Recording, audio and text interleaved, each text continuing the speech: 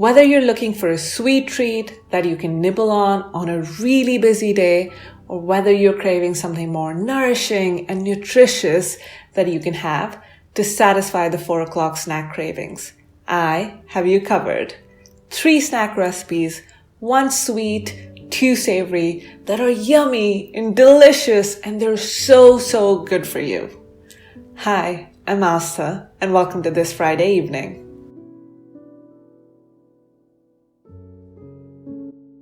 The very first snack recipe is for harissa and red pepper hummus. It comes together in under 10 minutes, and most of the ingredients I'm using are pantry staples like canned chickpeas, roasted red bell peppers, and spicy harissa. To start, you want to wash and drain a jar of chickpeas. As you rinse the chickpeas under water, you'll notice that the skins start to come off. Any skins that I see, I pick and discard, but I don't go crazy trying to remove every last chickpea skin. It would personally drive me bonkers. I'm going to add the drained and rinsed chickpeas to a food processor. Next, go in 2 tablespoons of harissa, which is a beautiful red chili paste, but you could use sriracha or hot sauce instead. Then I'm going to add some tahini, which is a thick sesame paste, and it helps make the hummus creamy and smooth.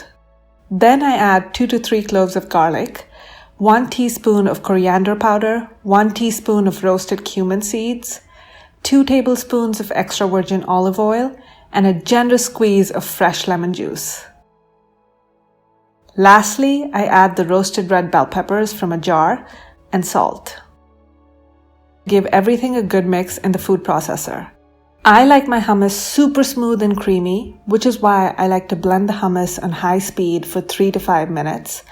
But if you like a chunkier texture, just blend for 2 to 3 minutes. It's completely your choice. The hummus world is your oyster. I serve the hummus in a bowl and top the hummus with pine nuts, a generous drizzle of olive oil, a sprinkle of smoked paprika and Nigella seeds, and some dry coriander powder.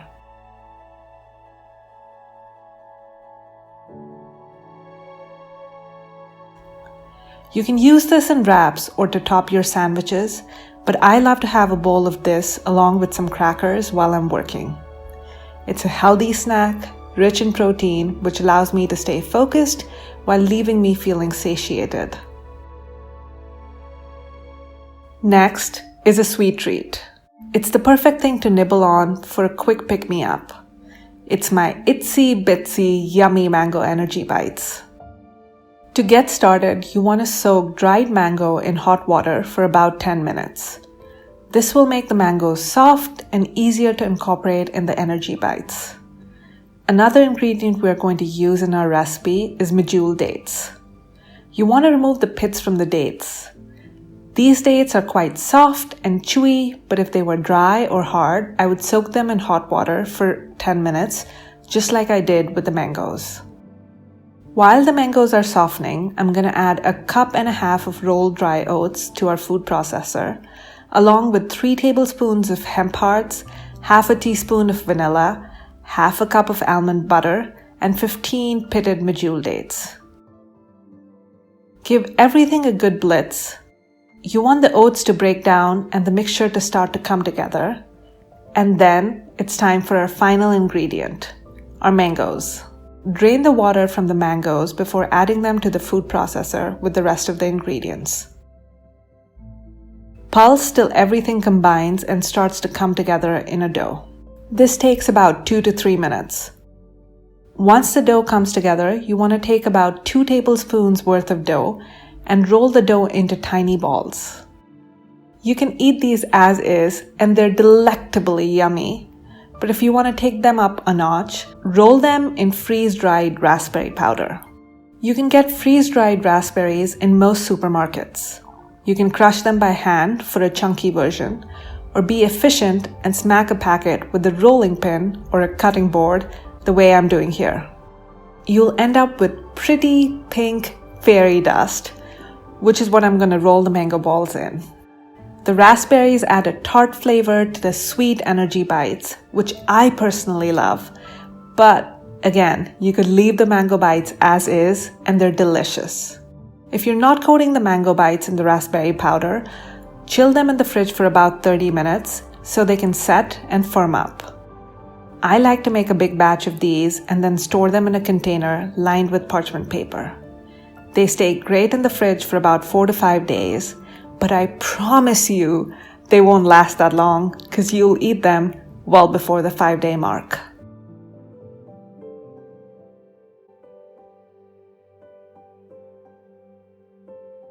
This recipe is a real treat, but it's so simple.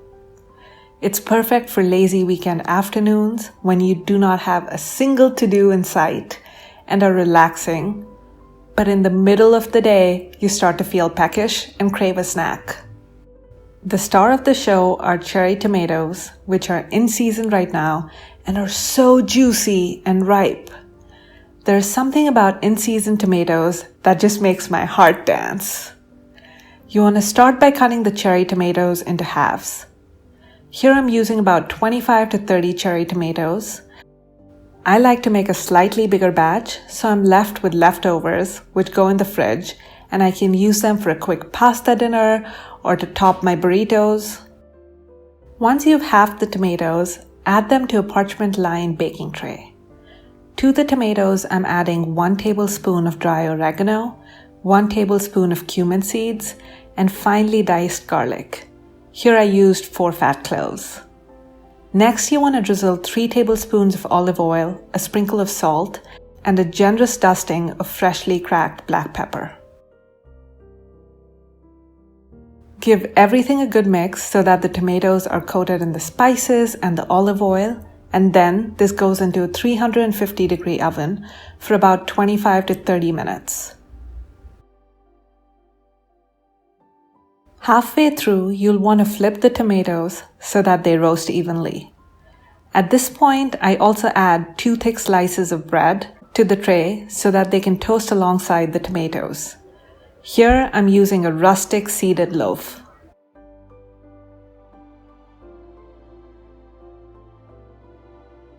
Once the bread has toasted and the tomatoes have roasted, it's time to plate. I like to top the bread with some chive and onion cream cheese. It acts as the perfect counterbalance to the tartness of the tomatoes, which is what goes on next. Nothing pairs as well with tomatoes as basil, which is what's going to go on top next. I'm using a scissor to thinly slice basil leaves into thin ribbons. Tomatoes, cheese, basil. It's a match made in culinary heaven. They just go together. The final flourish is some black Nigella seeds, and you have the perfect summery snack to satisfy any 4 o'clock munchies.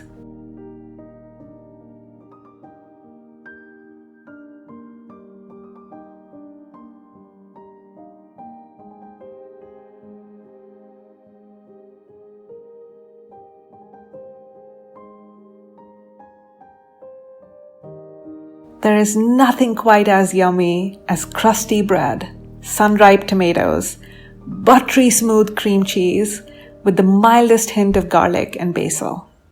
Lately, I've been a little bit of a snack monster and have been making these recipes on repeat. I can personally guarantee that if you try any of them, you're not going to be disappointed. They're so yummy and delicious, and they're so quick and easy to whip up. By now you know the drill. I'm going to sign off. I'll see you here again next week. Until then, namaste.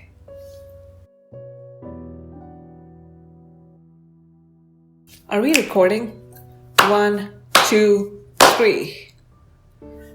A little bit of Monica in my life, a little bit of Erica by my side, a little bit of Tina is all I need. And welcome to this Friday evening. I need a snack. That was hard work. Which is great, because that's what I'm doing. I'm going to make 3 snacks, but I need a snack now.